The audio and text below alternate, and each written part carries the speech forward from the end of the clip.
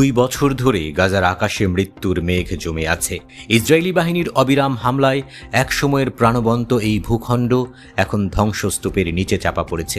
এখানকার এক একটি ইট এবং কনক্রিটের টুকরা কোনো না কোনো স্বপ্নের সমাধির সাক্ষী। লাখ লাখ মানুষ এখন অনাহার ও অন্ধকারে রাত পার করছে। দিনের আলোয় শুধু ধ্বংসস্তূপ আর মৃত্যুর হিমশীতল নীরবতা। এরপরও ইসরায়েলি প্রধানমন্ত্রী নেতানিয়াহুর পাষাণ হৃদয় বিন্দুমাত্র গলে না, বরং তার নির্দেশে ইসরায়েলি সেনারা মেতে থেকেছে ধ্বংসলীলা এবং গণহত্যায়। এটি এখন এক মৃত্যুপুরী, যেখানে জীবনের ক্ষীণ আশা কেবলই মরীচিকা। এই নির্মম পরিস্থিতির মধ্যেই ইসরায়েলি জিম্মিদের বন্দী করে রেখেছে স্বাধীনতাকামী হামাস। গাজার মাটিতে বন্দী ইসরায়েলিরা এখন সেই একই নরকের দর্শন লাভ করছে। লাখ লাখ গাজাবাসীর যা নিত্যদিনের বাস্তবতা। অন্যের নির্যাতন ও অবিচার থেকে বাঁচতে স্বাধীনতার আকাঙ্ক্ষাটা কতটা যন্ত্রণার ইসরায়েলি বন্দীদের, সেটি অনুধাবন করাচ্ছে হামাস যোদ্ধারা। জিম্মিরাও এখন গাজাবাসীর মতো একই অভিশাপের অংশ, যা তাদের সরকার ফিলিস্তিনিদের উপর চাপিয়ে দিয়েছে।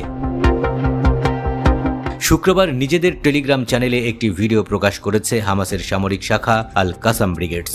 এই ভিডিওর শিরোনাম ছিল সময় ফুরিয়ে আসছে। ওই ভিডিওতে ইসরায়েলের সরকারের কাছে গাজায় চলমান আগ্রাসন বন্ধ করতে আবেগঘন এক বার্তা দেন ইসরায়েলি জিম্মি গাই গিলবোয়া দালাল। সামরিক আগ্রাসন চালিয়ে গেলে তার নিজের এবং অন্যান্য বন্দীদের জীবনহানি হতে পারে। আগ্রাসন চালিয়ে গেলে তার এবং অন্যান্য জিম্মিদের নিশ্চিত মৃত্যু হবে বলেও বার্তা দেন তিনি। এই ইসরায়েলি জিম্মি বলেন, গাজায় আমরা খুবই কষ্টে আছি। এখানে খাবার, পানি, বিদ্যুৎ, গ্যাস কোনোটাই নেই।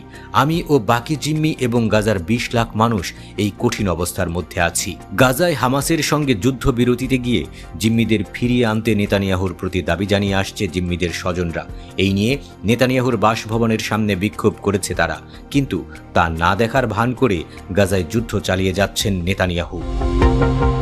এই পরিস্থিতিতে নেতানিয়াহু এবং তার মন্ত্রীদের কঠোরভাবে সমালোচনা করেন হামাসের হাতে জিম্মি থাকা ওই ব্যক্তি।